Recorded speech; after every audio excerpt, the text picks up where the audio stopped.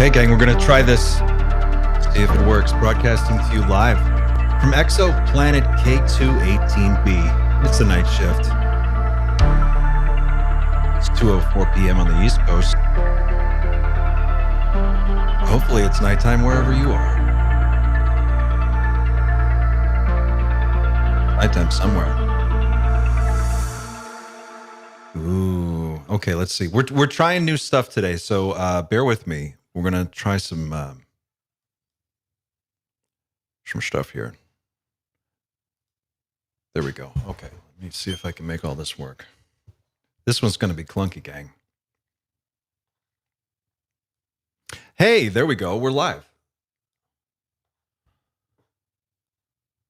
I think we are. All right. Welcome to everybody in the chat. Welcome to everyone watching at home. Now, it's members only Monday, but we're doing this a little bit differently today, and I think I'm going to just try this and see how it goes. We are trying to. It's open to everybody, but only members should be able to comment. So that's what I'm working on here. I'm trying to make sure this is all set up correctly. Blah blah blah.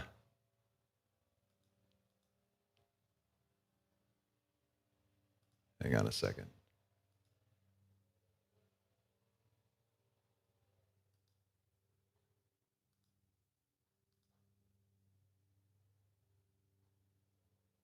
So, full disclosure, just so you know what we're doing here.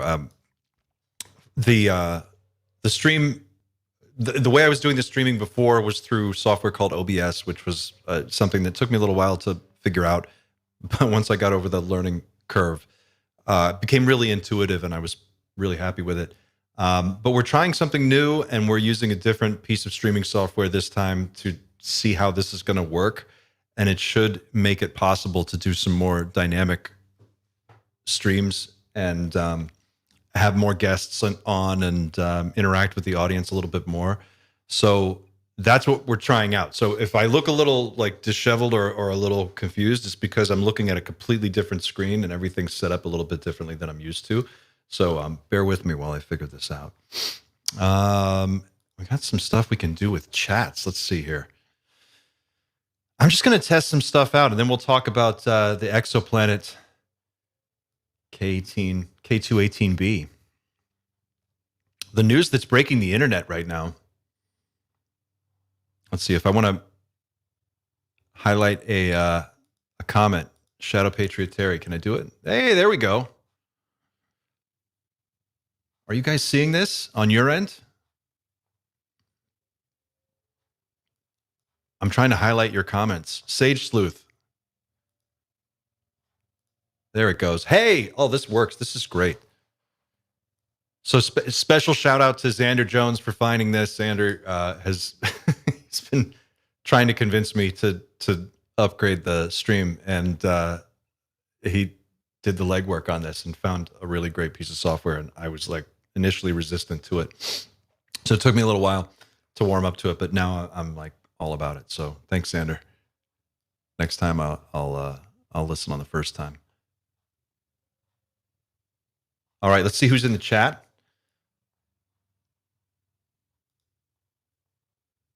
Sage Sleuth is here. Paris Diamonds is here. Hi. Keith is here. Christopher Hovord. Brett Higgins. As always. AG. Welcome, everyone. Xander's just the best. Did you put that in there? This is great. Xander's in the background lurking and trying to make sure I don't completely show my ass on this stream. How is everybody doing today? It's Monday. It's a new week, a new you.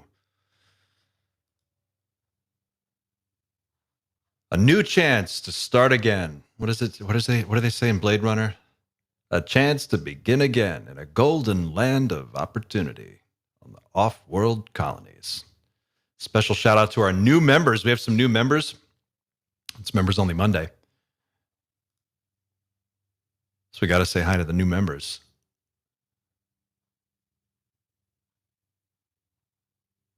Michelle Mason, welcome aboard. Egyptian Princess. Wow. An Egyptian Princess. Wow. Welcome aboard. Who knew? Susan Mackey, welcome. Derek Kennedy, Todd Harper, Robbie Young, Matt Don, Adam Durden, no relation to Tyler. Spinny 2010, welcome. The Truth Master. Been trying to get a hold of the Truth Master. We got the Truth Master here. Jesse Edwards, Katie Brown, Wayne Ford, Benjamin Bruce, Isaac Rodman, Julia Scott. Oh, that's everybody. That's all the new people. Welcome aboard, new people. Great to have you here. Thanks for being members. Thanks for supporting the channel. It's great to have you. We just hit 13,500 subscribers. Yay us, go team. Doing great. Thank you, everybody who made that possible. 13,527. That's 2,221 new subs in the last 28 days. For anybody who's not keeping count, but numbers don't matter, but they kind of matter a little bit. It makes a difference. So I like to keep track of that. Hey, a year ago we were at like 400 people, and a little more than a year ago we were at like 0 people. So I literally used to sit and look at my phone and just was like, hey, we went from 302 to 303. And then I'd get excited, and then I'd look at it an hour later, and it'd be like, oh, we went down to 300 again. Now we're at 298. I'm like, who just left? So gangbusters, doing great. Thank you, everyone. Don't forget to smash the like button if you're enjoying your Monday. Yeah, that's right. Thanks, Brett.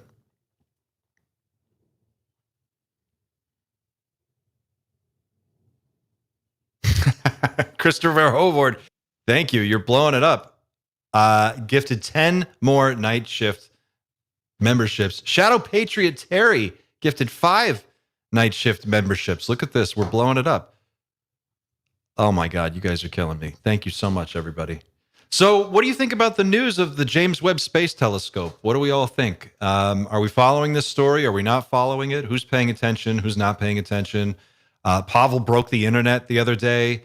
I understand Patrick just broke the internet again. I tuned in to Vetted and caught a few minutes of it, and it looked like there was some stuff going on there. I still haven't caught up completely with that whole story.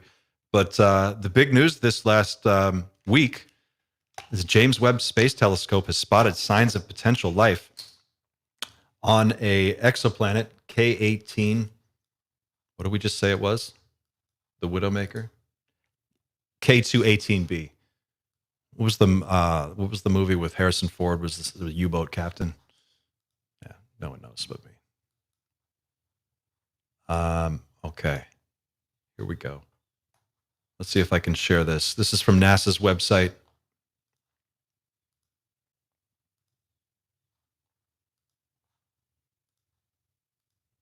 There it is, straight from NASA.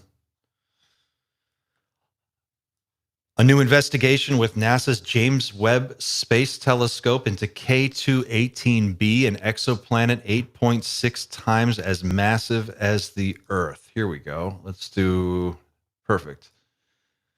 Has revealed the presence of carbon-bearing molecules, including methane and carbon dioxide. Webb's discovery adds to recent studies suggesting that K218b could be a Hycean exoplanet. Those are my favorite kinds. One which has the potential to possess a hydrogen-rich atmosphere and a water-ocean-covered surface. You can see why.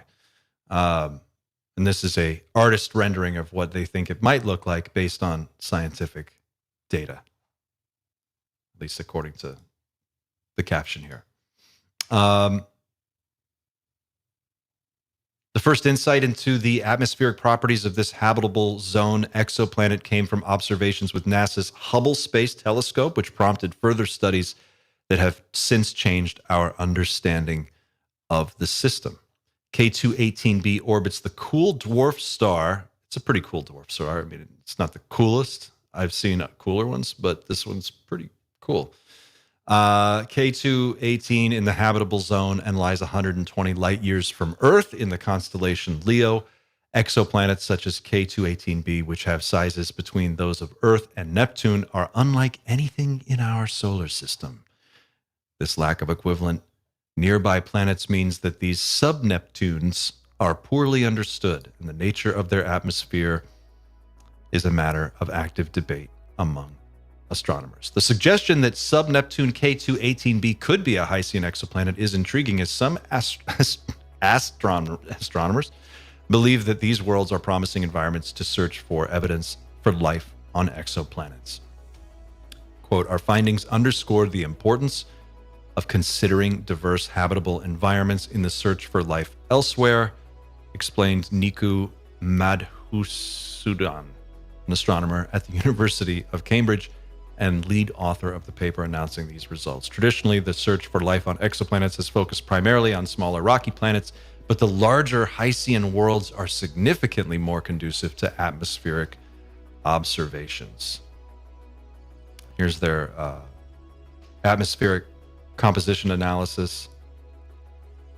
And this is all available on NASA's website. In fact, I'll link to this in the chat so you can go there directly if you want to see these. These graphics are really good. Thanks to Brett for pulling these up. Let's see if I can put this in the... can I do it from here?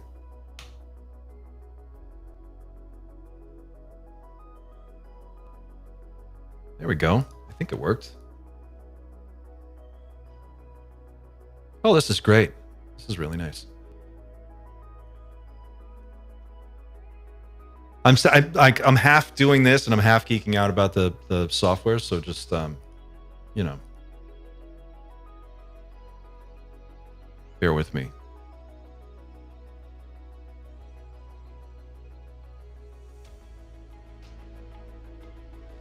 I'm in a completely different thing. Oh, there we go.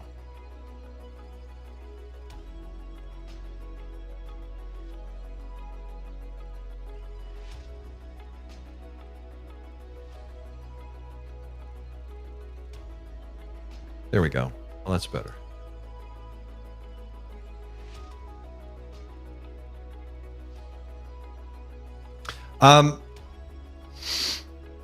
So what do we think?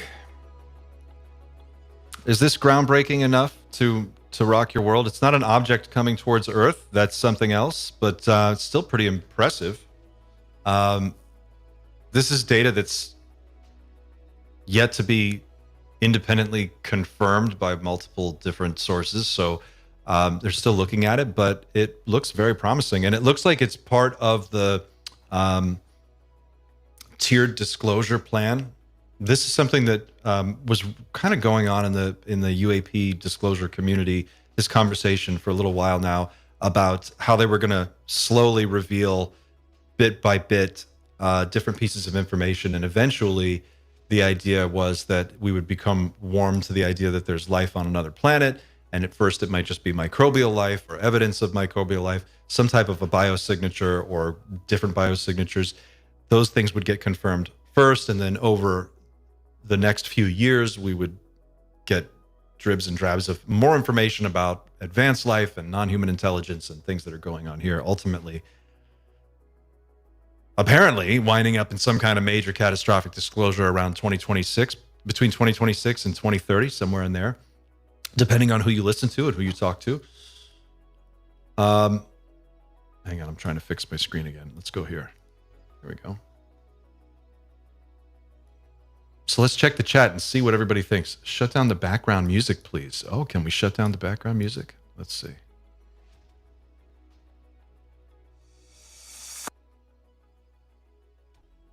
Where's that coming from?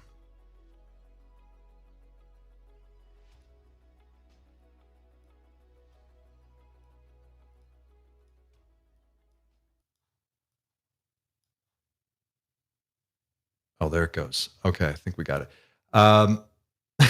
Terrence Willis, I see Clint and Night Shift. I stop and click. Put on a coffee and enjoy the best guide and host to the cosmos. Oh man, I don't know if I'm the best. That's saying a lot. That's high praise. I mean, I like it. I have fun with it, but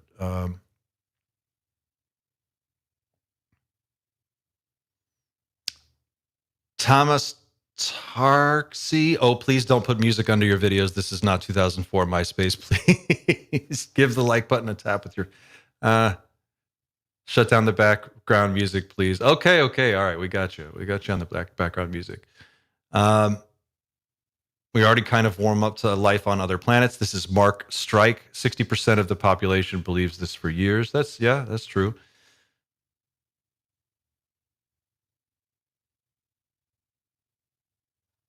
Terrence Willis says, serious question. When are you and Patrick going to... Wait a second.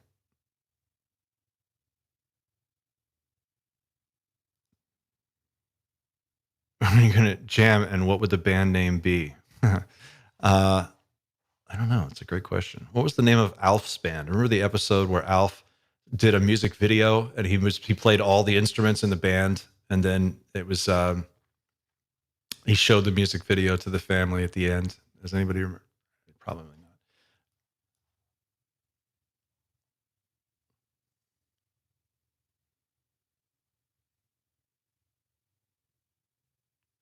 Ebony McKickass just came over from watching Vetted live stream. Subscribed. Welcome, Ebony McKickass.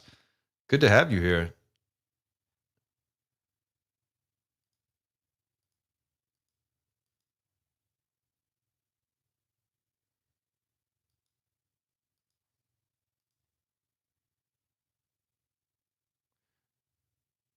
Alminius likes the background music if it's not too loud. I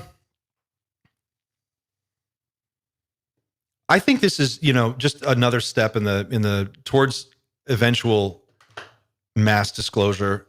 I think that's inevitable at this point. There are a couple things going on right now. Like, let's just step back from this for a second. There's the stuff that Pavel is talking about on the Psychoactivo podcast about an object supposedly that has been detected by the either James Webb Space Telescope or some other deep space observation platform that we have. And that object supposedly, and again, this is all rumor, unless something new has happened and I'm not up to date on it in the last few days. This is still a rumor, but apparently that object is moving towards Earth and it's making moves. It's making braking maneuvers. It's changing direction. It's doing different things that indicate that it's under some kind of intelligent control. Again, it's just a rumor. I have nothing to back that up with other than I'm taking Pavel at his word that he's talked to people who know, and that sounds compelling enough. So I find that really interesting, but that's one separate conversation that's going on in the UFO UAP community right now. And it's been kind of blowing up the internet, and people are rightfully asking a lot of questions about it. And I don't know exactly what to think because there hasn't been, at least again, as far as I'm aware, any other evidence that's come out to corroborate this. But apparently, again, according to the rumor, there are people in Congress who are receiving classified briefings about this. Now, separately from that, there's the other news story of the James Webb Space Telescope detecting signs of biosignatures on K1812b. Is that what it was? K1218b. And those are a different thing altogether. And either one of them would be enormous news. Obviously, one of them would be a little bit more surprising than the other. But the idea that they're going to announce some kind of detection of life on another planet not too far from us has been kind of knocking around the internet for a while. In fact, there's a channel on YouTube. There's a British astrophysicist named Dr. Becky who's been doing videos on this for about 2 years now. And she's kind of touched on, and she's coming at this from the standpoint of an actual real scientist with formal training who knows what she's talking about. She's been saying on her channel that there have been signs of life picked up by James Webb for some time, and that it indicates that there's something there, but they haven't made any rock solid conclusions or determinations yet. But that's all being looked at right now, and there's a lot of excitement in the community about this discovery. If it turns out to be what they hope that it is, which it hasn't yet, but as far as I understand, if it turns out to be what they hope it is, it's going to be a pretty big deal. And so in the greater context of the UFO UAP community, in the last few years, we also have this narrative that's been playing out underneath sort of the surface or just below the surface, that there is some kind of an event coming, some kind of an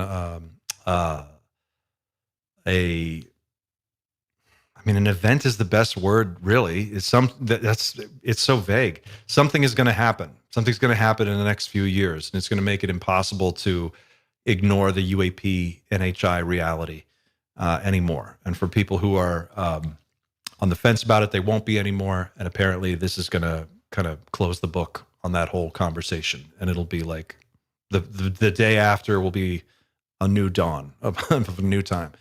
Now, that rumor goes back quite far. It goes back to the late 80s, 1987 or 88, with George Knapp interviewing John Lear, who was the son of the founder of Lear Jets. John Lear, world record holding pilot, who was also a pilot who worked for the CIA for a number of years and was a UFO investigator in the early days.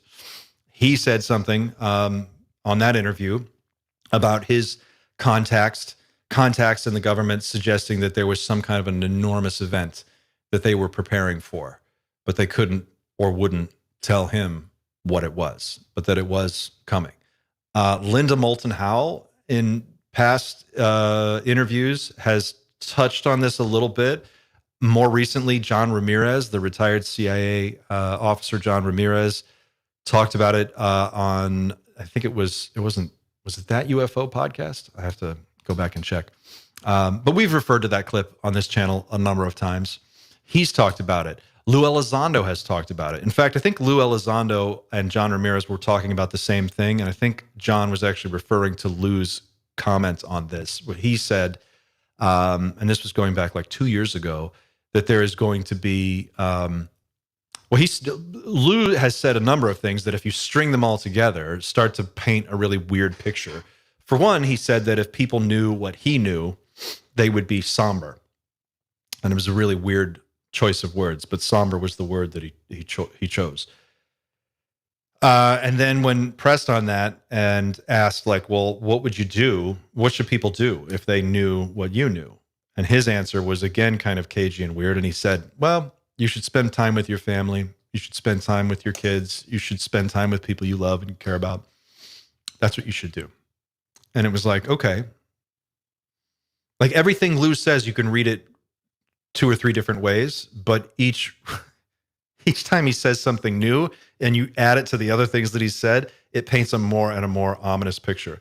So he was like, okay, well, you can spend time with your family and your friends and people you care about. That's what you should do. If you knew what I knew, you'd feel somber. Okay.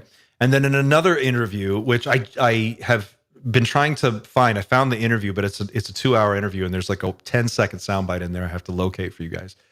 But he says that the Earth, and maybe someone in the audience can help me pinpoint this.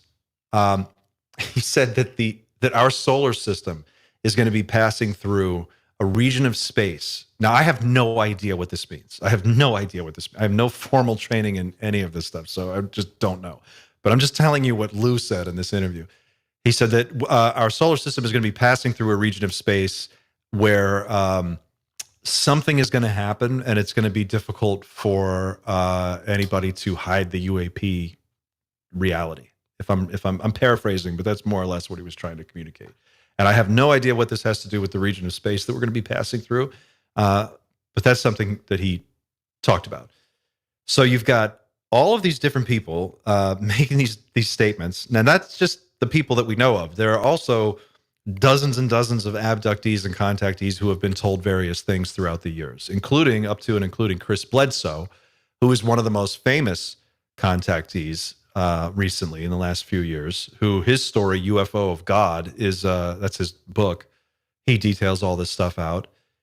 He was apparently shown a vision of something called the Lady, and the Lady was an apparition, a white robed blonde woman floating above the ground, glowing, light coming off of her, accompanied by some kind of a holographic gigantic bull, like in freaking The Last Unicorn. Who remembers The Last Unicorn? Remember the Red Bull at the end? Chasing the unicorns into the sea. Anybody? King Haggard? No. Jeff Bridges was in that. Remember that? He was the wizard. So you've got Bledsoe saying something is supposed to happen around 2026, I think. Does anybody remember the date on that? He was given a prediction. His son on the Bledsoe Said So podcast has talked about this again and again and again. Jim Semivan has talked about something right around the corner. The indigestible truth of the UAP phenomenon, he called it. CH says, Lou has more holes in his messages than Swiss cheese. What else do we have here? Let's take a look. A Nordic, what do they call them? Ebony McKickass. There's also the galactic current sheet that might cause our sun to do a micronova.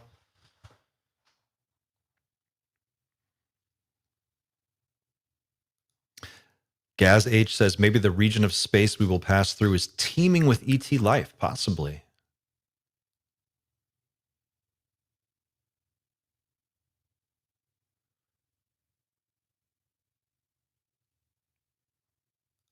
Greetings from Denmark. Great channel. Thanks. Greetings to Denmark. Hiruru.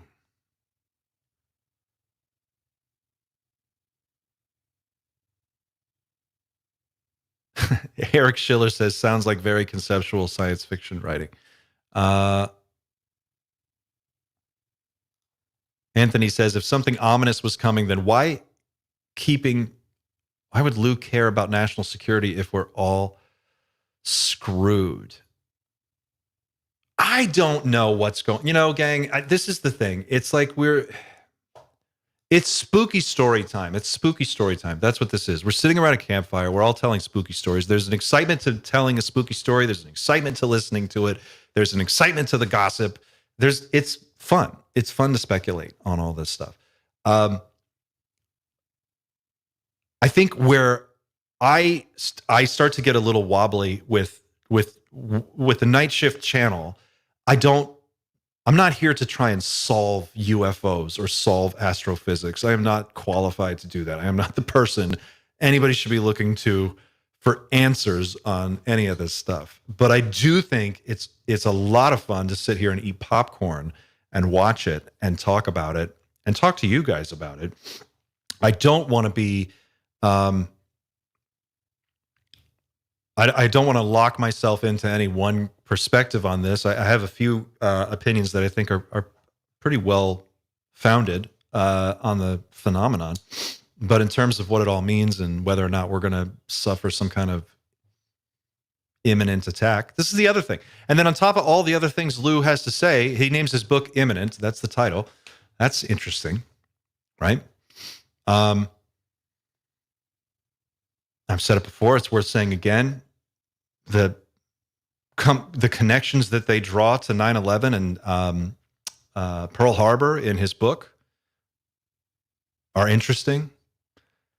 So is there something dangerous coming? Is there some kind of invasion imminent, or is there something? I think something's imminent. I think Lou knows what it is. I think Lou knows that something's coming. I think that's why his book is called what it's called. I think that's why he's so cagey with all this stuff. As to why people would be cagey about like a national security issue if we're all screwed, I think that boils down to how uncomfortable they want to make their own lives. Like, is it really worth it for someone like Lou or Ross Coulthart or David Grush? It's Grush now. It was Grush before. I used to say Grush, and then people made fun of me for saying Grush, and then I said Grush, and then I found out later it was actually Grush all along. It's Grush. For them to come out and spill the beans the way that the internet would like them to would mean ruining their personal lives completely and like going to prison. And even if we're going to be, even if something is going to happen, some imminent thing, some crisis is on the way, do you want to spend the time between now and there in a federal prison because you couldn't, you broke your non-disclosure agreement?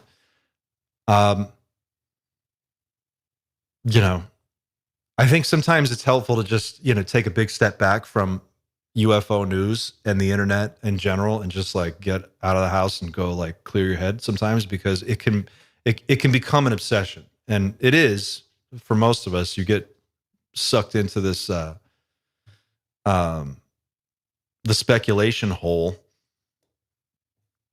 and before you know it, that rabbit hole is slippery and it's deep and it just keeps going. Before you know it, you're on Gaia TV. You're watching that. By the way, what is going on with Gaia? Does anybody watch this YouTube channel, the Gaia thing? What is happening over there? I stumbled, someone put up a video and I stumbled into this video, and it was about the secret space Marines on Mars training for some kind of like intergalactic war. This guy looked like the key holder at GameStop, and he was like, "Yeah, I'm a super soldier on Mars, and I trained there for 18 years. The Martian Defense Forces. We were part of a special operations unit tasked with defeating the invading Grey Horde." I don't know what is happening on that channel, but it is unbelievable. So anyway, Eric Schiller says, I think the somber thing is probably just that UAPs interact with all of us more frequently than we assume. That's a great point. The galactic current sheet coming to Mike. Yeah, that was the other thing.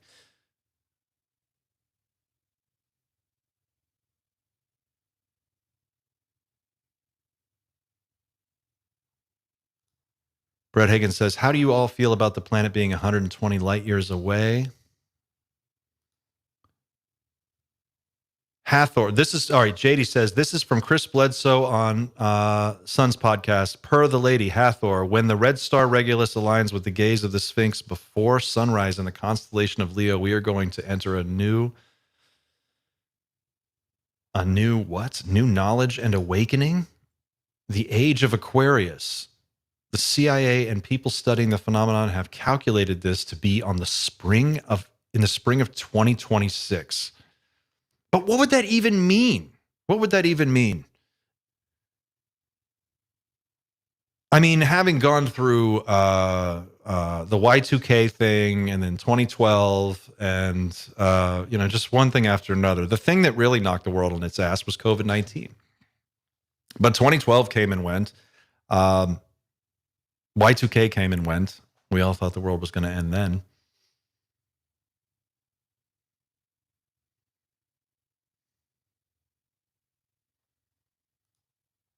Ebony McKickass says, we're not all screwed. Remember what Colonel Carl Nell said. There's unelected officials working with NHI, so if he knows that much, imagine what he knows that we aren't told. Agreements, collaborations. I just don't understand this agreements thing. Like, what is why would a non-human intelligence that is a million years more advanced than us need to enter into some kind of legally binding agreement? What court would that be upheld in? Like, who is going to enforce an agreement?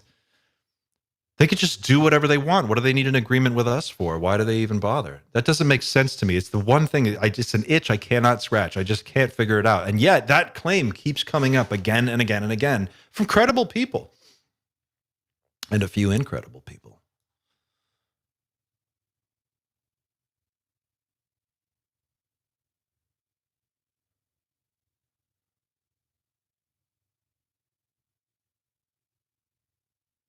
Alien mothership. I've seen some interesting speculation on an alien mothership thing. Dick Cheney equals danger, according to Space Cow. Yep.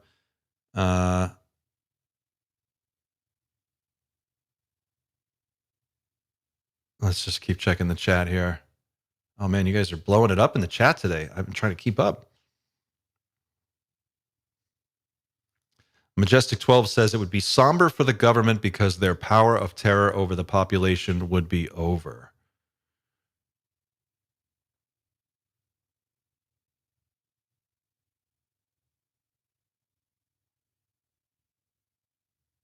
They would enter, Cindy Nishalk says they would enter into an agreement to barter tech with humans, everything that is cryptic. And I cannot say, but I just said something, but Yes. Um,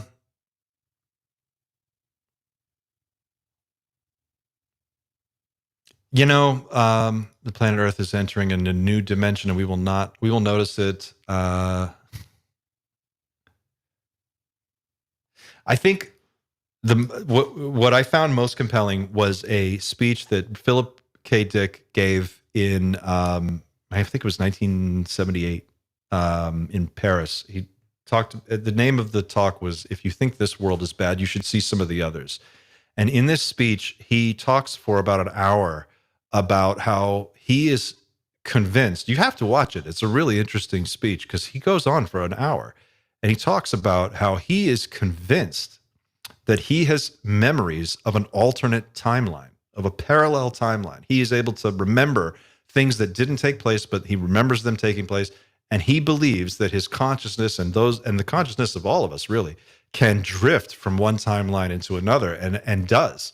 And occasionally there are shifts where some kind of parallel reality just sort of absorbs the one that we're in, and you shift over into a new time stream or something along those lines. It's a fascinating speech, and to hear Philip K. Dick explain it in his way, it's extremely entertaining, but it's also kind of chilling because he does it. He's dead serious when he talks about it, and he says that he talks about how in the future there is this potential moment that if enough people and I'm butchering it here, but vibrate at the correct frequency or achieve the right mental tone, that we would shift into this adjacent time stream, and a different version of the present would suddenly emerge or manifest, and you would start to you wouldn't necessarily notice it happened. It would just be happening, and it would you'd never really feel it, but you'd feel its after effects, I guess. It's a very clunky way to explain what he was trying to say in a very elegant way, but go watch it. It's called, just go on YouTube and type in Philip K. Dick. If you think this world is bad, you should see some of the others. His idea for writing The Man in the High Castle came from this. He had memories of an alternate past that the Axis had won World War II. And so he wrote the story, Man in the High Castle, based on this, which is about an alternate timeline and proof of this alternate timeline. It's a really weird story, but a great one. Yeah, Philip K. Dick was definitely onto something. And I also think, too, that a lot of our creative people like Philip K. Dick, filmmakers, authors, artists, people who tend to be more kind of in tune with their internal world seem to, I would guess that they get downloads, that they're given access to information subconsciously. Gene Roddenberry, probably one of those. Philip K. Dick, probably one of those. We've heard about scientists and engineers and researchers getting information in their sleep and their dreams. I think we've all experienced it to one degree or another. I think that probably when you're a child, it's easier to do because your mind is less cluttered with adult bullshit. But as you grow older and you get used to sort of the rhythm of life and the world starts to happen to you, we learn how to stop listening to that internal voice. And maybe that's where it goes. Maybe we have to rediscover that.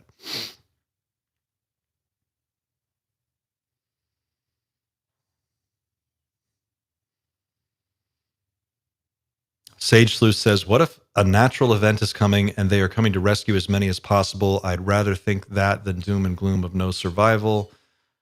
Yeah, that's a great point.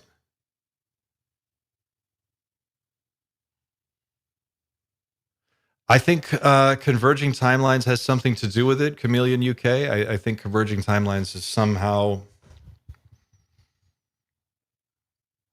it's all just a gut instinct, but it definitely feels like we've shifted into some kind of parallel timeline, right? Like it definitely feels like something changed. And it's a weird thing. I can't put my finger on when it happened, but it does kind of feel like things got weirder right around 2012. And then after that, it was like we sort of pivoted off into a different direction that wasn't so positive.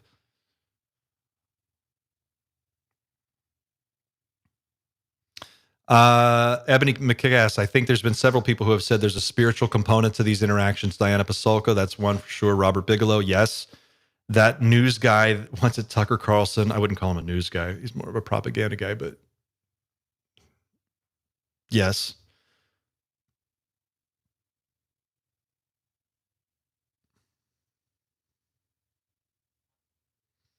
The one I would pay attention to is Robert Bigelow. He's the one I would pay attention to. He's the one I do pay attention to. Why do I pay attention to Robert Bigelow? Well, for one, he's a billionaire, so he's obviously a pretty smart guy. He's made a fortune. He's invested that fortune wisely. He started an aerospace company. He's funded tons of research into UFOs, UAPs, paranormal investigations, the afterlife, non-local consciousness. He started NIDS. He is the money and the architect behind a lot of the UAP UFO research that's happened over the last 30 years. And he said on the Jeffrey Mishlove podcast on New Thinking Aloud, I showed this last week on Friday. We watched this clip. He said that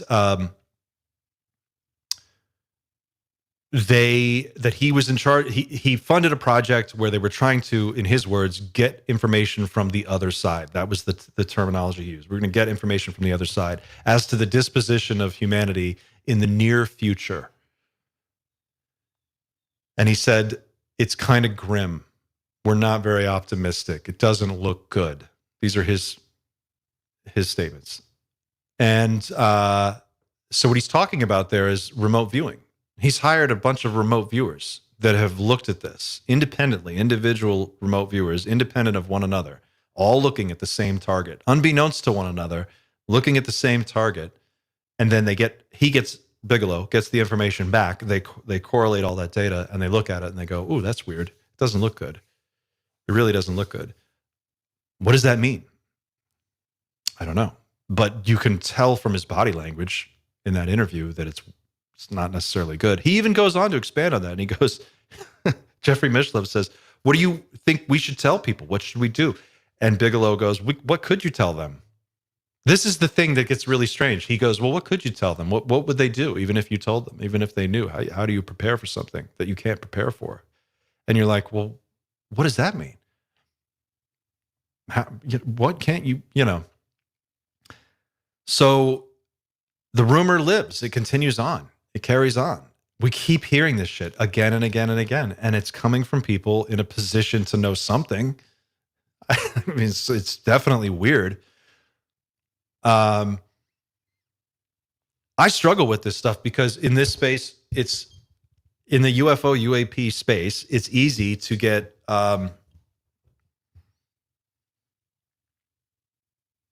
Francis Tremblay says, "When I was a child, I was seeing shadow people." Interesting. I have a shadow person that lives in my house. I see a shadow person all the time. Why is this comment blowing up on my screen? What happens if I do that? Here we go. Yeah, the Mandela effect, all this stuff. Reagan made the ET comment with the projection at the White House of. Well, what was the thing the other day that? Here's a clip that I've got for you. I can show you this. This is really interesting. So, Bigelow sees this, works with these remote viewers. This is what he comes back and reports, and then we've got.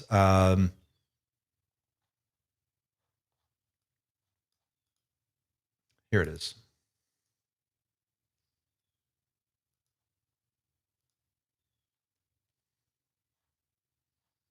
Okay, here's Russell Targ and Jack Sarfati talking about Werner von Braun funding at NASA the remote viewing experiments that they were doing at Stanford Research Institute. Check this out. Let's see if I can get this to share. Here we go.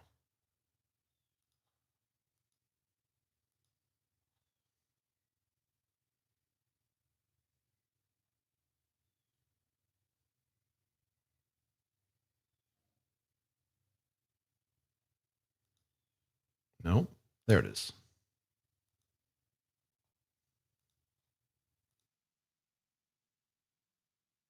Okay, Russell Targ is like 150 years old, so you got to give this guy, give him a little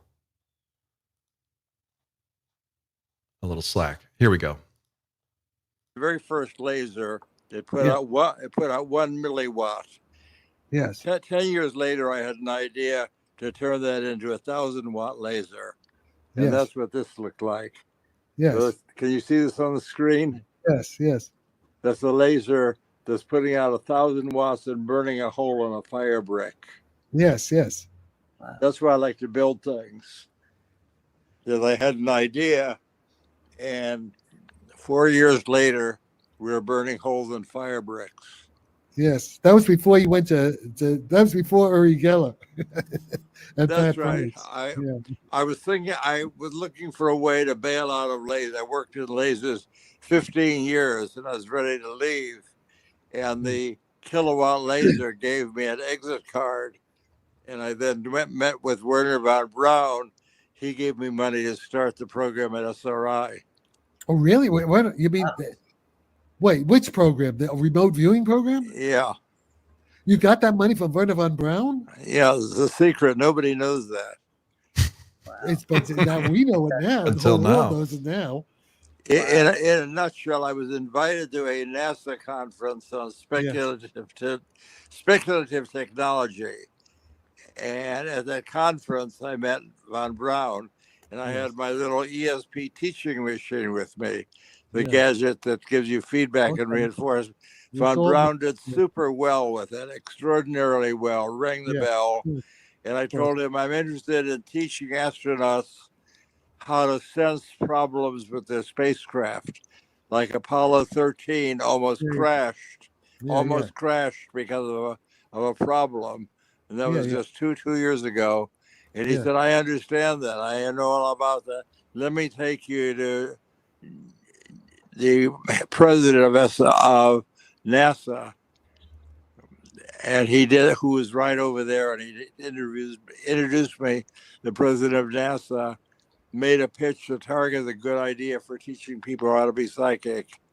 And a combination of von Braun and Edgar Mitchell, who came strolling over.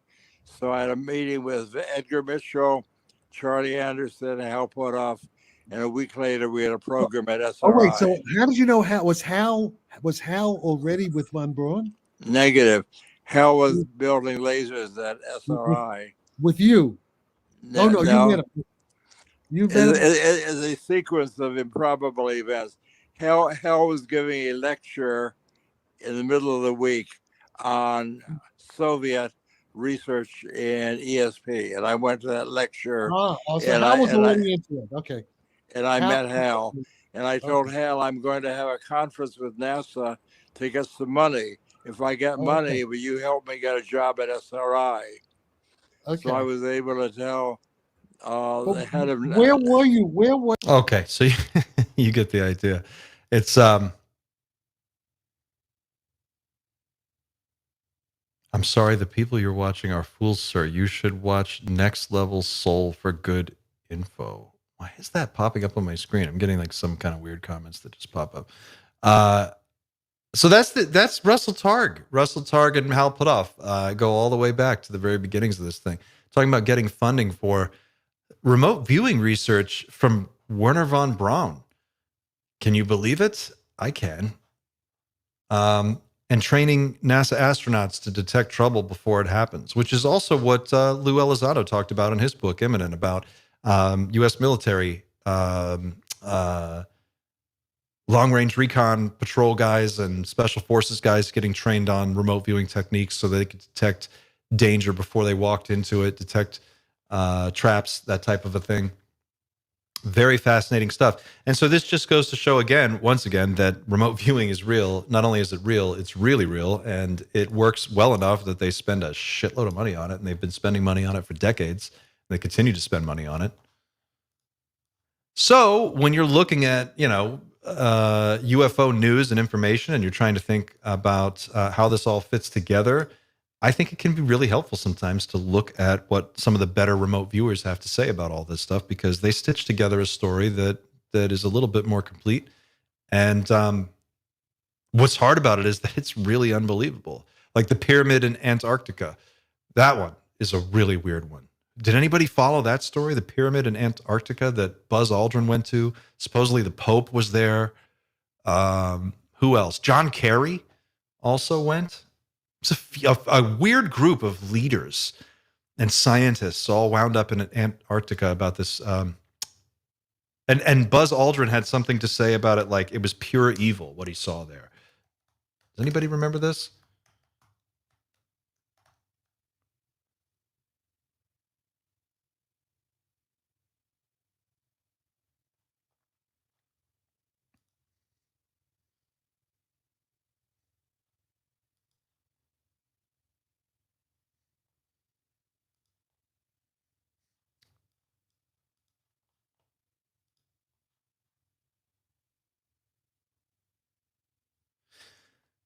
Brett Higgins knows for a fact laser-based weapons systems do exist. I believe they do.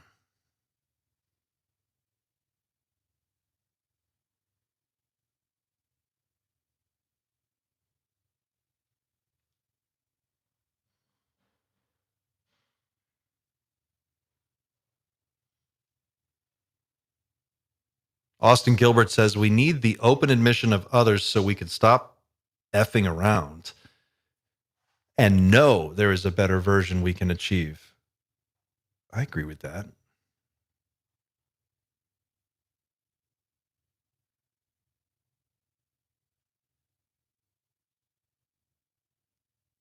Pyramid in Alaska as well, allegedly, and some members of the royal family, according to Terrence Willis.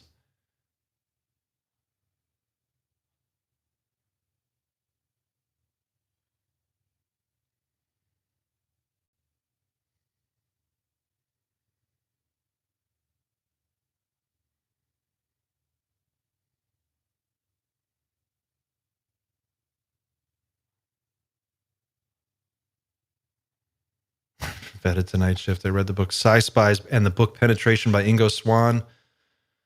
This is fascinating. Not sure I believe everything, but there is definitely some true and serious stuff about that. I think, you know what's funny about remote viewing in general, and just especially Ingo Swann, of all the different remote viewers, like these remote viewers are interesting characters. They really are. Ingo in particular, because he's an artist, he's a painter, he's kind of eccentric, he's funny, he's kind of like, he's a smartass. Like he's kind of a smartass, and he has like this attitude of like, I can't believe it either, but it's happened. He talks. He's like, I know how crazy it seems. I understand what you're. I get it. It sounds crazy, but I did it. I left my body and I floated up to the ceiling and I saw the thing. And he's like, I broke the machine that they used to test it. You know, like they did so many tests with him that it got boring. It got boring to work with Ingo because he was just so good. And they would just sit in these rooms and do these experiments over and over and over again. They had him doing all kinds of stuff inside vacuum sealed cylinders, affecting different types of gases inside of a sealed cylinder, spotting things in other rooms and reading the text off of stuff. He could read numbers off of a sheet of paper, which is apparently extremely high level, like Jedi Master level stuff. And then you listen to these interviews with Ingo, and he's like, he just thinks it's just as crazy as everybody else, but he's like, but I do it anyway. It's funny. And then you like another guy is Joe McMoneagle, who is just the complete opposite of Ingo Swann in every way. He's just like no nonsense, kind of gruff guy who just talks about the methods and the training, and you know, these are very interesting people. And what they're doing, they take it very seriously. They take their technique very seriously. They take their data very seriously. They take their process very seriously. And so when they're done, they want to be able to go back and look at their remote viewing data and compare it to factual information so that they can know whether or not they got an accurate hit or not. It's not good enough to just like have visions and write it down. If it's not accurate, then it doesn't matter. So remote viewers, well-trained professional remote viewers, care a lot about the accuracy of their data, and they go to extreme lengths to make sure that they're not polluting their data and their information is clean and verifiable in some way. And so the experiments that are set up around remote viewing, if they're done really well, again and again and again, just verify how useful it is. Useful enough that the military and intelligence agencies spend a lot of money on it and continue to.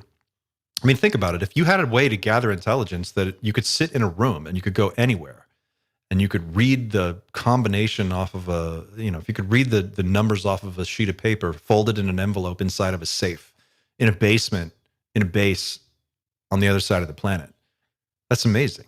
If you could get inside somebody's mind and you could figure out what they're thinking, I mean, that would be the ultimate technology. It'd be the ultimate intelligence win. So, of course, you would never want anybody to know you could do that. So I think that's really interesting. And of all the things about remote viewing that I think are crazy and fascinating, which there's so much there, the most interesting thing about it is, at least to me, as a non-remote viewer, and I don't have any training in it, I just think it's fascinating, and I read a lot about it and I study it. But that you don't have to have just one remote viewer. You could have 10 or 20 or 30 or 100. And the more remote viewers you add, if they're all targeted and tasked with the same target, right? Each one individually thinks they're the only one looking at it. They're not aware of the other remote viewers. If you get 100 remote viewers all seeing the same thing, suddenly you're able to increase the resolution of the intelligence picture that you have by just the virtue of the fact that you have so many different remote viewers looking at the same thing. And you can start to see, like, what do they all come back with? If they all come back drawing the same pyramid, then you know that there's probably a pyramid involved. Or if they all come back drawing the same number sequence or the same whatever, their data looks similar, you can start to draw some conclusions. And if you have other intelligence that you can add to that picture and you can use to flesh that out, how valuable is that for an analyst or somebody who's trying to make a decision on what to do about XYZ?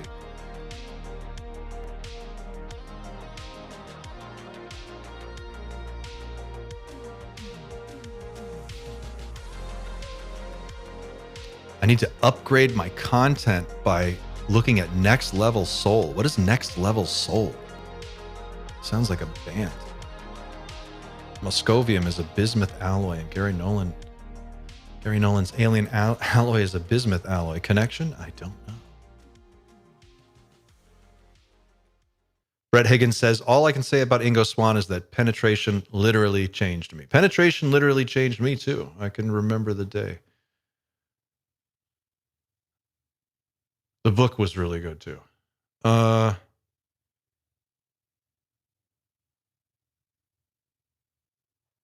McMonagle, what he said about remote viewing Mars actually scared me 100%. Wow. Yeah, that was really weird.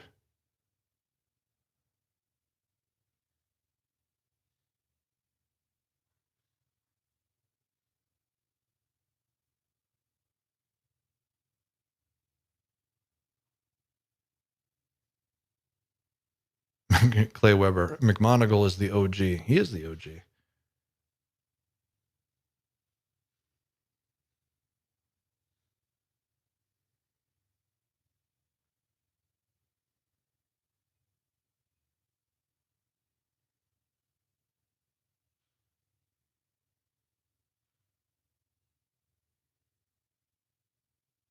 Ingo Swann was into Scientology. Was he into Scientology? I didn't know that. That's interesting. I get off the bus with Scientology. I don't have time for Scientology. When is the Bob Lazar stuff coming? The Bob Lazar, so we're working on the Bob Lazar interview. That's going to be coming soon, the end of this week, I think, Friday. It's not an interview with Bob. It's an interview about Bob. So just to be clear. But it might lead to something. Maybe we'll get an interview with Bob. I don't know. Austin Gilbert, what do we think about the Future Forecasting Group, YouTube remote viewers? I think that they're great. I've interviewed Daz Smith on this channel, and I found him to be very cool, very engaging to talk to. He's extremely knowledgeable. He is a historian of remote viewing. He's probably one of the foremost experts on it in the world. He's in possession of a lot of old remote viewing research documents that he's sitting on. He knows a lot about it. And the future forecasting group, at least as far as I understand it, the way that they work is they look ahead the next like month, right? So they look 30 days or 60 days out to try and guess what the news headlines of the following month are going to be. And then they wait a month and they go back and they look at the headlines and they compare it to their data set that they got from their viewing sessions. And then from there, they can determine how accurate their RV sessions were. So as I understand it, the future forecasting group, their whole methodology is based on looking back and verifying their information and trying to achieve higher and higher accuracy as they go. And there's a group, I forget how many are in the group, but I think it's like 5 or 6 different remote viewers that do this. And so sometimes it's really interesting. They'll come back, different remote viewers will come back with the same thing, same information. And that's always really fascinating. Joe LeBlanc says, great conversation. Thanks, Joe. It's better because you're here. Ebony McKickass says, thanks for having me. You're welcome.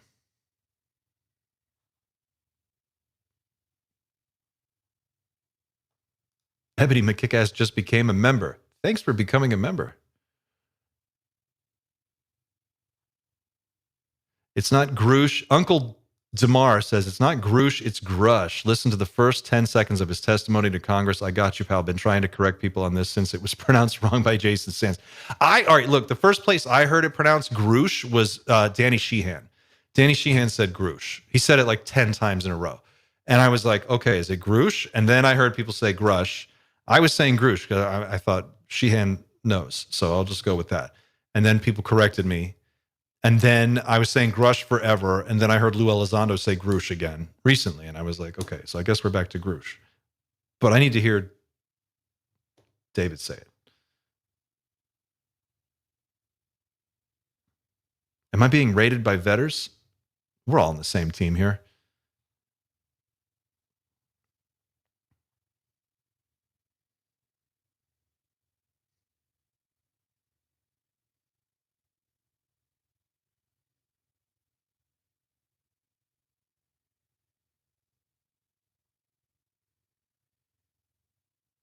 Yeah, Alaska Pyramid.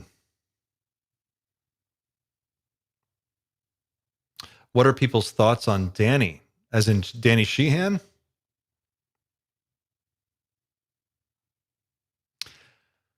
Dr. Courtney Brown says he has an alien daughter. Dr. Courtney Brown is tough. He's tough for me. I have a hard time with this one. I want to, what am I saying? No, I don't. I don't know what's going on with Courtney Brown. I wish I did. I don't understand it. Sometimes I look at that guy's YouTube channel and I'm like, what am I seeing here? You know, I'm on board with craft in the skies, craft in the ocean, coming out of the ocean, going into the sky, craft in orbit, things being spotted in orbit, stuff being spotted on the moons, things being spotted on Mars. I'm on board with all of that. NHI here on planet Earth, yes. Secret bases, subterranean bases, bases beneath the surface of the ocean, deep in the ocean. Yes, I'm on board with that. If you told me tomorrow that they had found all of those things to be true, I'd be like, okay. It wouldn't. I don't think it would. It would be exciting, but it wouldn't shock me. I'd be like, all right.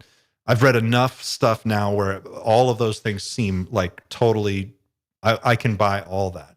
Where I have a hard time is when somebody is like, I have an ongoing relationship with aliens from XYZ planet, and we have like years of this going on, and I have an alien child, and I have this, and I served in the Mars Special Forces unit on Mars during the secret space program war of 1997 or whatever. Like they get really specific and weird, and it just starts to like the more specific the story gets, the harder it is for me to believe, and it just starts to fall apart for me. So I can believe a lot, but when you start to get, especially YouTubers making these like really weird claims about personal narratives and things that are just, I mean, sometimes you have to exercise a little common sense, and you have to just be discerning with what stuff you're going to buy. And like, let's face facts. YouTube, the game on YouTube is to get views. And so people say ridiculous, stupid shit all the time. And they say all kinds of goofy things. And it works. They get views. And okay, that's fine. But there's a reason that this community gets picked on and has had a hard time being taken seriously in the past. And it's because some people just take it way too far. I think, like, at least the attitude here at Night Shift is we want all this stuff to be true, but I want it to be true not because I'm invested in one particular story or another, but because I feel like whatever the global project of civilization is right now, like whatever it is that we're doing, doesn't have a future. There's really no future to this. Like, we can't just keep doing what we're doing for another century. There won't be much of a natural environment left to support our world. Like, our economic system is unsustainable. Our consumption patterns are unsustainable. Our military adventurism is unsustainable. Our military expenditures are unsustainable. Our population is unsustainable at current levels. We have terraformed the planet. I know there's some people out there who are like, climate change is a hoax. It's all part of a cycle. Just don't. I don't even want to waste the time. It's not worth it. We've terraformed the planet. We've fucked this place up really bad. Really, really bad. Like, the other day, I just saw this thing. It was like, what did my wife text me? She's like, don't use cinnamon. Cinnamon has lead in it now. Like, we found out all McCormick cinnamon was poisoned because of lead poisoning or something. And then the next day it was some other thing. And then today I find out the wrapping packaging on your butter, if you get Kerrygold butter, it's got PFAS chemicals in it that leach into the butter. We've created a world that's just like microplastics and forever chemicals and nuclear waste and carbon in the atmosphere. And at some point it has to come to an end. So my hope, if I'm invested in anything, it's in the possibility that the UAP NHI reality, when it's finally when it reaches its final form and it becomes clear to all of us that this is like, we are not alone and there is another civilization that is in contact with us. My hope is that would be enough of a stunner that it will force us to re-examine everything that we're doing, especially at the ground level, like people like us, like regular people. It's going to force us to take a really hard, long look at our leadership, our global leadership, and figure out, like, do we want these psychopaths in charge anymore? Because this is insane. I don't think it really needs to be repeated how crazy it is right now. Like, the Middle East is a powder keg as usual. I mean, God only knows what's going to happen a week from now. We could be in a third world war by the end of next week. And I'll say it just because it is true. Israel has lost its fucking mind. They've lost their fucking mind. They're going crazy over there. And it's unbelievable. So they're gonna get us into a third world war before they're finished with whatever it is they're trying to do. It's insane. And so we have to figure out, like, can we reverse this? Can we change this? Can we change course? What would it take to stop a global civilizational meltdown? What would it take to stop that in its tracks and to get us to pay attention and to change our whole way of doing things, our whole way of life? I think a UFO UAP contact scenario is the only thing big enough, or a world war. Those are the only two things big enough.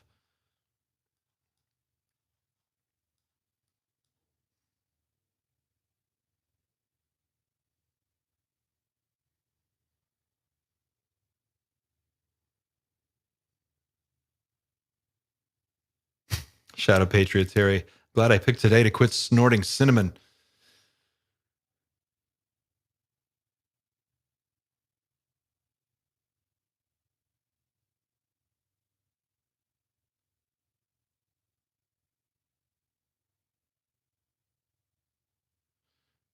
David Wint says, everyone at Farsight is on the same page as Courtney Brown regarding alien contact. Do you think they're all in cahoots?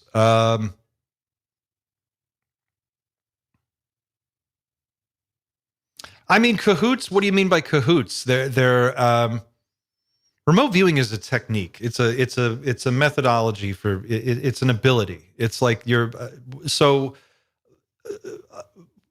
being a part of being able to do it is, anyone can do it, I think, to some extent, right? Like non-local, your consciousness is non-local. It is not locked up inside your skull, right? Your consciousness has access to the data field that is like everywhere. Everything is happening all the time forever, right? All time is happening all the time.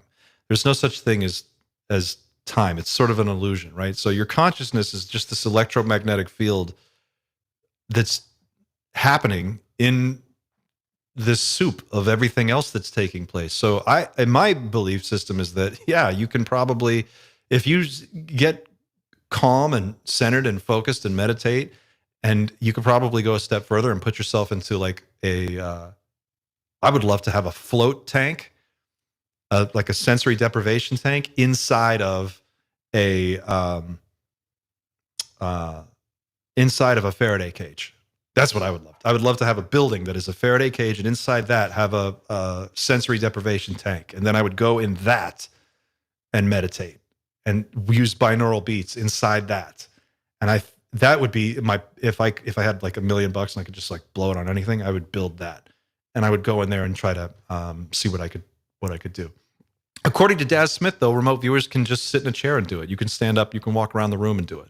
If you're really good, you just learn the way to do it. And everybody has their own way. So in terms of like, are they in cahoots? I think they're all able to see the same thing because they have the eyes to see it and they know what's there. They're all looking at the same thing. So when they say, yeah, aliens are real, contact is real, this is all happening. Yeah, it probably is. I don't think that there's necessarily a conspiracy there. I just think that they have access to a sensory ability that they're able to use to find out.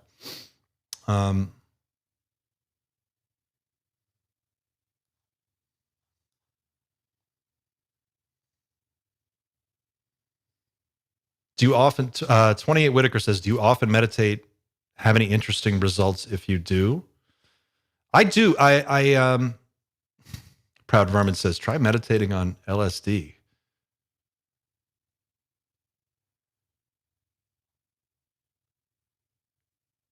I meditate. My meditation protocol is I will take theanine, 400 milligrams of theanine.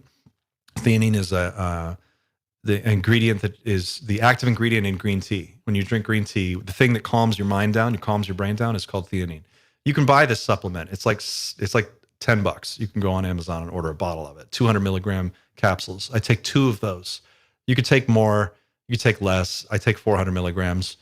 And then I put on binaural beats. So I've got one frequency in one ear, one frequency in the other ear, sort of like the protocol for the gateway process, the gateway tapes. Same concept, but this is how I was doing it before I learned about gateway. And so I put on binaural beats, lay down someplace really comfortable. I usually like to get up super early in the morning and do this. I'll get up at like 4 o'clock in the morning before anybody else is awake. My kid's asleep, my wife's asleep, my dogs are asleep. I get up, and I will actually usually have a cup of coffee before I do it. And then I'll lay down and do it. And when I meditate that way, I find I can do all kinds of cool shit. I find that, this is going to sound, for those of you who don't meditate, this may not sound like anything. It may sound silly, but for me, I will try to, I've kind of worked out my own system for doing it. I'll try to feel the energy field around the top of my head, almost like a little swirly gig, like up here, if that's a technical term, swirly gig, sort of swirling around. And then I'll try to imagine that moving up and down my spine, between the top of my head and maybe my chin, and then the top of my head and my solar plexus. And then I try to move it all the way down until I can get a good flow going. And if I am able to do that, which is a pretty good step-by-step process of just kind of working through that exercise, usually I start to get goosebumps. I'll get chills. I'll start to feel like static electricity on the top of my head. It feels like the top of my head is like if you have a lot of static electricity and your hair's standing up. That's what it feels like. And then if I'm trying to manifest, I'll try to imagine. Not even imagine's not even the right word. I'll try to assume the reality inside my mind of a thing that I want to be the way that I want it to be. And I try to assume like I am already there. I'm experiencing it. I'm feeling the thing. I'm doing the thing. It's happening, whatever it is. And that's what's going on. And when I do that, if I do it right, I'll start to get that goosebump feeling again. You get that electrical sort of sizzly, static electricity feeling. And when I do that really well, if I'm able to do it consistently a few days a week, then what happens next is really weird because I start to see synchronicities. Really weird things will happen. Like I'll see something in my head. I'll go to the store and I'll turn a corner and I'll just see it on the shelf sitting right there. Or I'll go into a bookstore and the book will just be laying there on the top of the pile. Or it's hard to explain, but when you do it, like you'll see just things will appear to you.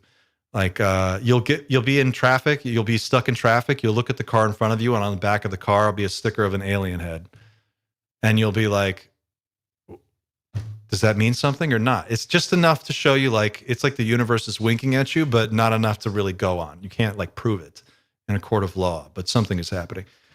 But that's how I meditate. When I do it that way, it works really well for me. I've found that once a day, twice a day, if I can swing it.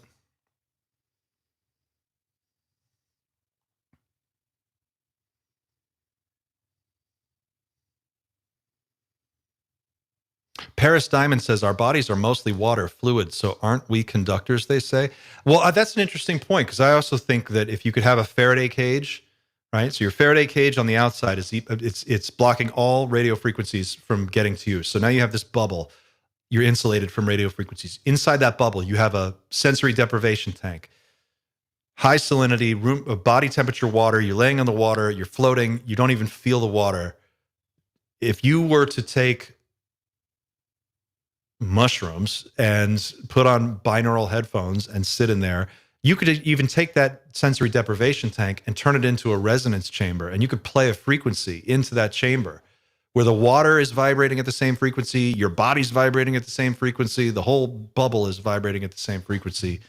This is the kind of shit they do at SRI. This is what they do. They do all this stuff. This is what Bigelow does. They experiment with these things. It's like the Ghostbusters lab. They just try this stuff. Now imagine if you could do that, and imagine if you could get 10,000 people to do that all at the same time. Or imagine if you could get 1 million people to do that all at the same time. What would you be capable of?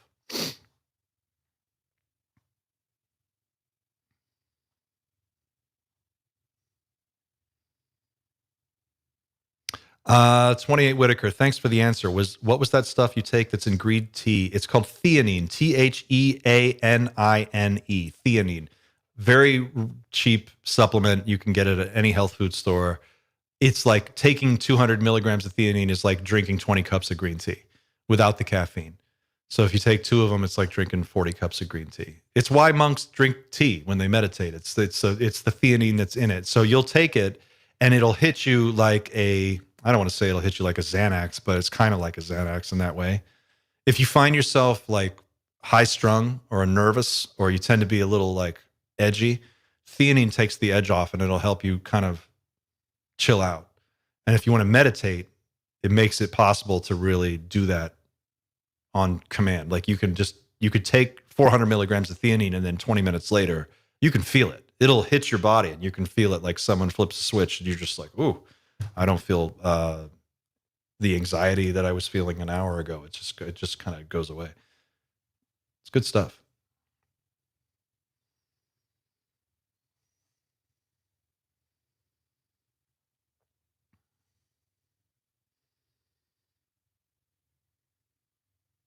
I think meditation is one of those things that everybody has to find their way. Like you've got to do it your own way. You've got to figure out what works for you. What works for you guys? Who here meditates? What do you guys do?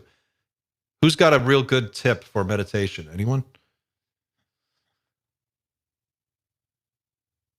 I desperately need theanine. I was joking with Xander this morning. I was like, the night shift stack is a bottle of Prozac, a joint, and a cup of black coffee. That's the night shift starter pack.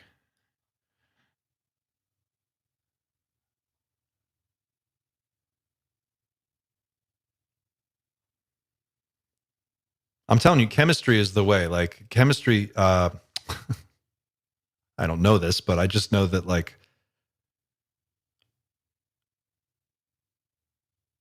ayahuasca, DMT is a great example of this. DMT. Now, I haven't done pure DMT. I've done DMT in ayahuasca form, but it's not the same thing. But DMT, people who smoke DMT, or people who have injected it, they've injected it in lab studies. There's a documentary and a book called DMT, the Spirit Molecule, where they get into this.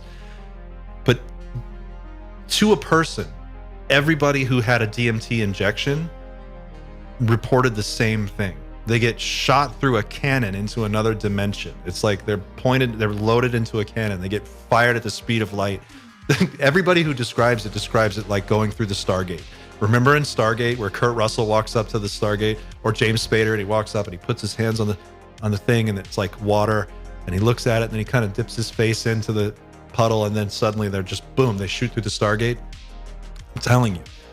Ayahuasca, my experience on ayahuasca was very similar to that. And I know that people who do DMT regularly talk about that. They get that experience of being shot out of the top of their head. Sometimes your head feels like your head explodes right off the top, and then your consciousness goes.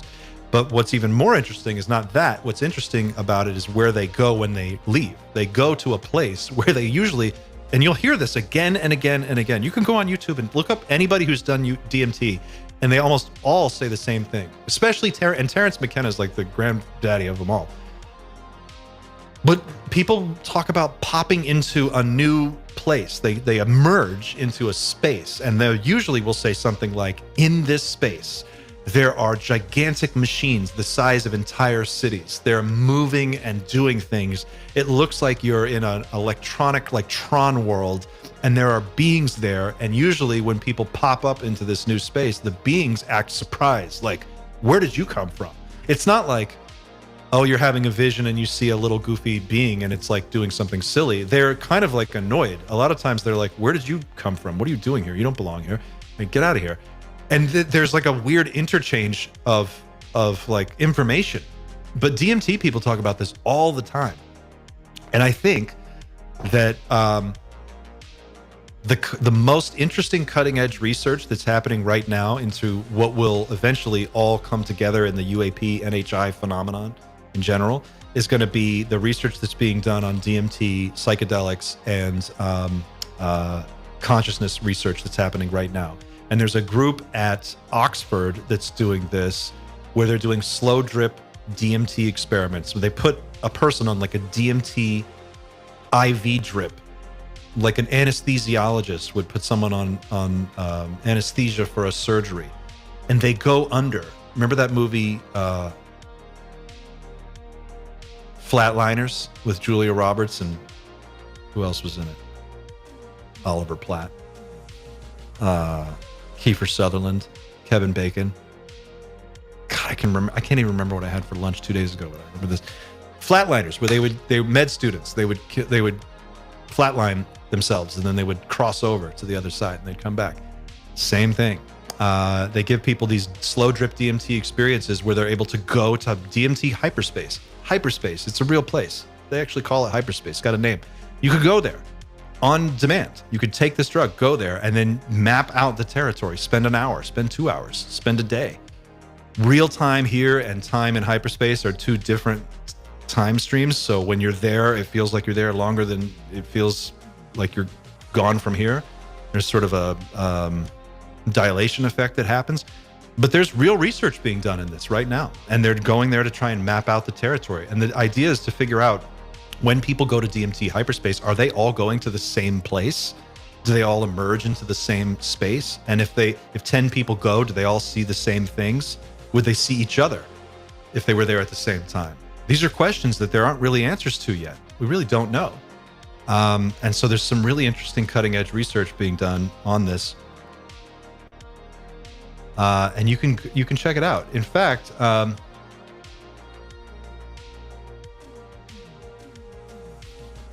here we go. I'll see if I can pull this up for you. So if you go on Team Night Shift's webpage and you go to recommended viewing,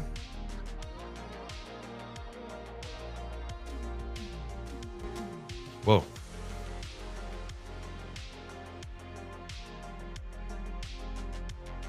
Is that you? I've got music now. I don't know where it came from.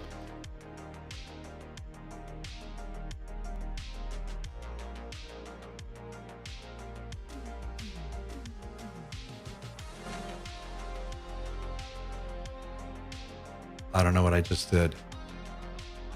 Hang on.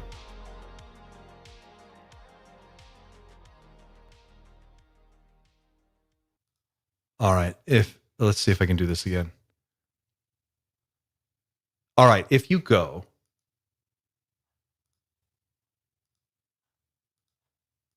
to Team Night Shift's website and you go to research, and then underneath research, recommended viewing. This is going to get expanded. I promise. This is all in the works. If you scroll down, first of all, you're going to see just tons of cool clips. This is all stuff that I've pulled for people who are interested in consciousness research or just UAP studies or just general like clips of what's going on. I found this is sort of like my personal library of things that I draw from. Donald Hoffman, What is Consciousness? This is a crazy interview where he basically will melt your brain about how reality is not real. Patricio Dominguez, The High Dose Experience. This is talking about DMT specifically. Ralph Abraham is a mathematician who was also not subjected, but he also took part in these DMT experiments, these direct injections of DMT. He describes the place that he goes to in mathematical terms. It's really interesting. Here it is. Evidence that DMT opens the brain to other dimensions. Andrew Gallimore. If you click on this video, here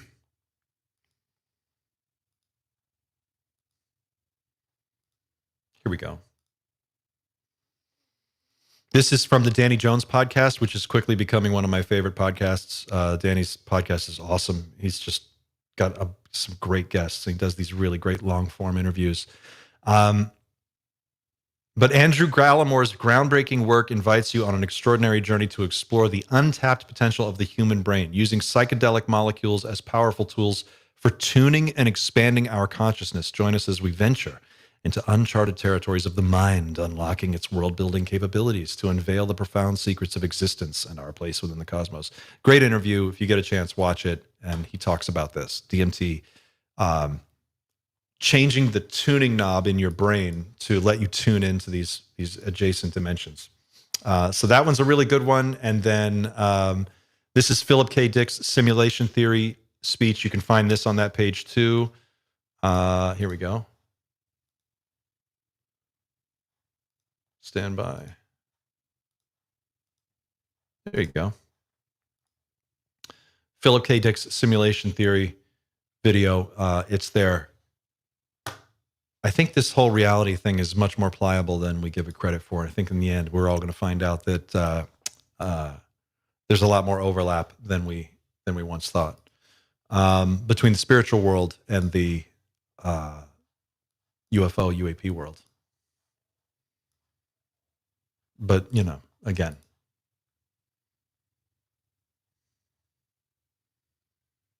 Was it, Joe LeBlanc says, was it Lou who said that not everyone has a soul? I don't know. Did Lou say that?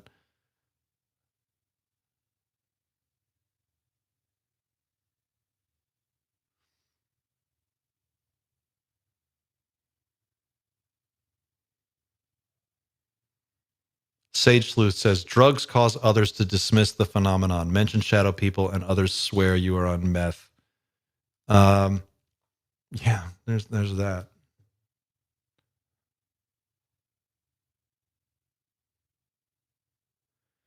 The thing is, it's like drugs. Everybody's on something. Everybody's on something, right? Like whether you get your drugs from a doctor in a lab coat, or you have a permission slip from a physician, so you can go get your drugs that way, or you do whatever. Like, cup of coffee is a drug. There's this like notion that drug use is somehow just not helpful, and I think that I think that's mistaken. I think it can be helpful if it's done right, but you have to be really careful.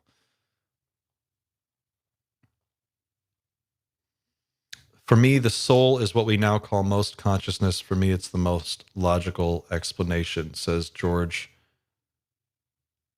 Michalakis. Michalakis? Depends on the drug.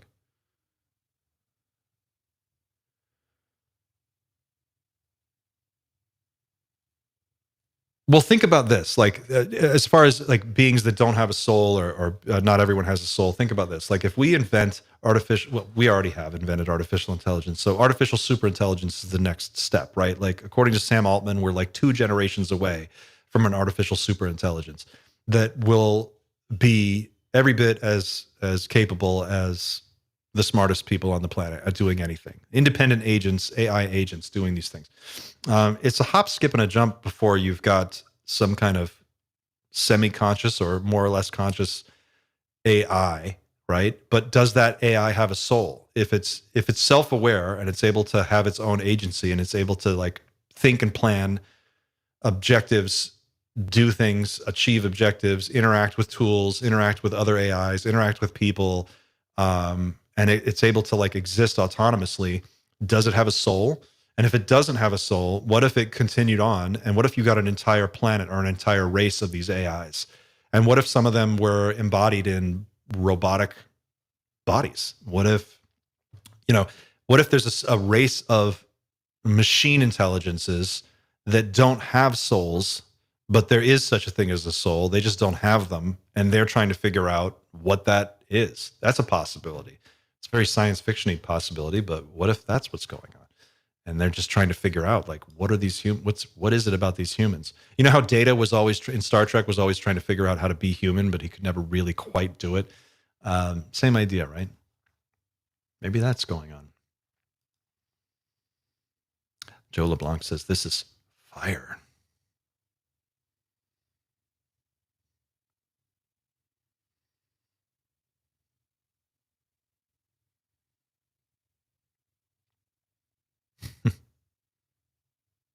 Shadow Patriot takes a drug for high blood pressure. Does that count? Yeah, sure it does.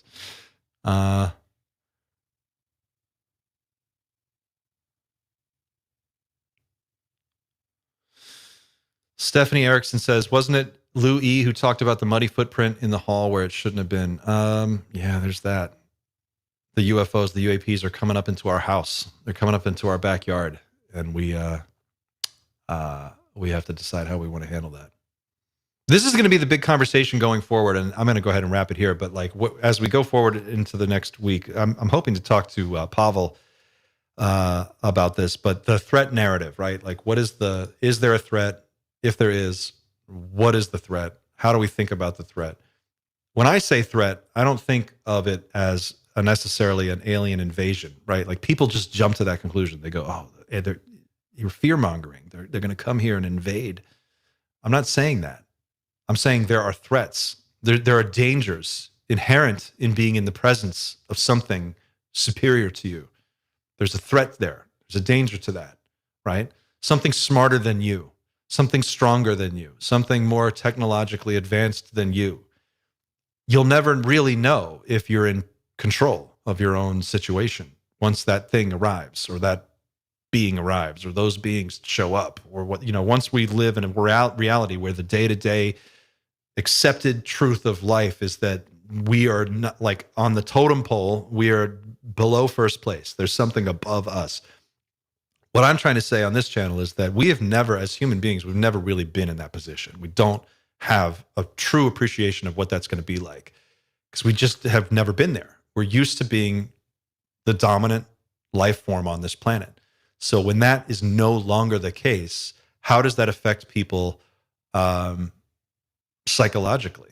Like, for example, how do you look at your own leadership, right? Like, how do we look at human leadership here on Earth? How do we look? We already have record low approval ratings for Congress, for the entire federal government. No one's happy with the way our country is being run here in the United States. I don't know about the rest of the world, but for here anyway. They're utterly incompetent. So what happens when the NHI shows up and you go, oh, wow, there's a civilization that's 10 million years older than ours, and they have free energy and free everything. They don't have to pay taxes. They don't have to, like, they have this amazingly advanced society. What's going on with our ridiculous leadership? Like, what are we doing here? I think that's really what they're afraid of.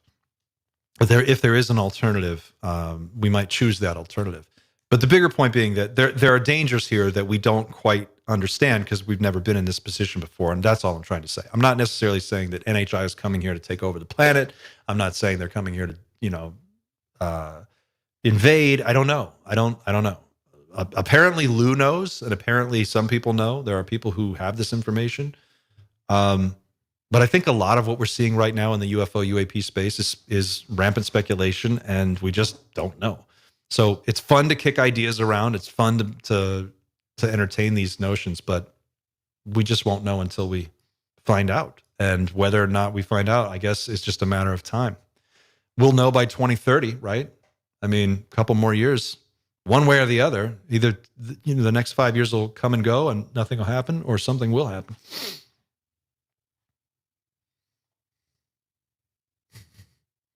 Okay, gang. It's 3:40. I got to wrap it up there. We've been going for about an hour and 40 minutes, so that's my time for today.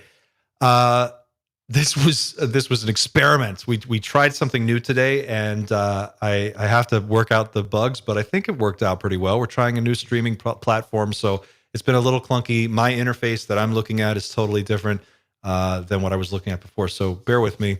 We're still working this out, but. Thank you for taking the time to hang out with us today. Thanks for being here. We're going to get a little bit more organized going forward. We'll be back Friday with another live stream.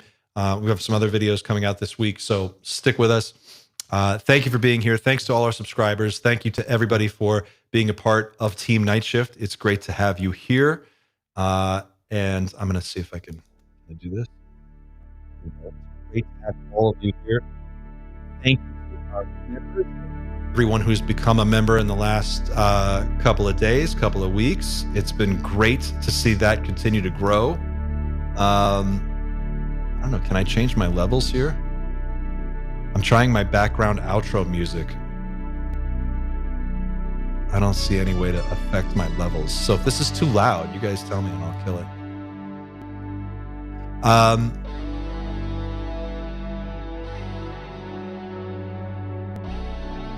If you want to help the channel, if you want to help the show, let me just say this.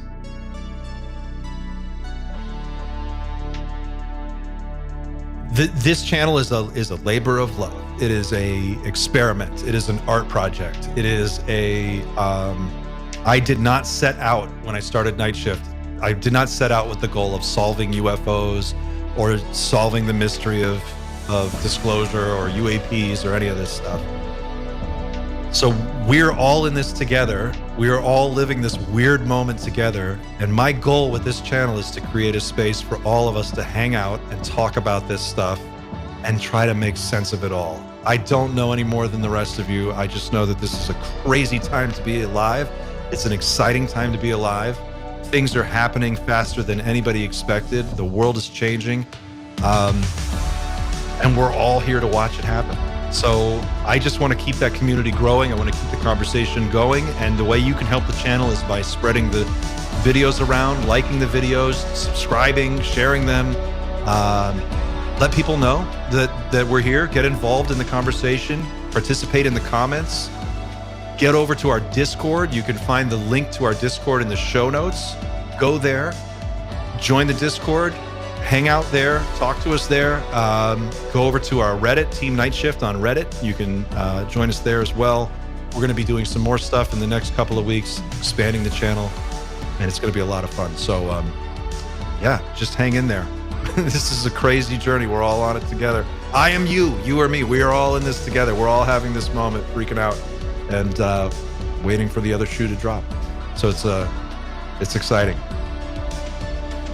All right, gang. I'm going to wrap it there. Thank you, everybody. I'll see you on Friday, and keep looking up.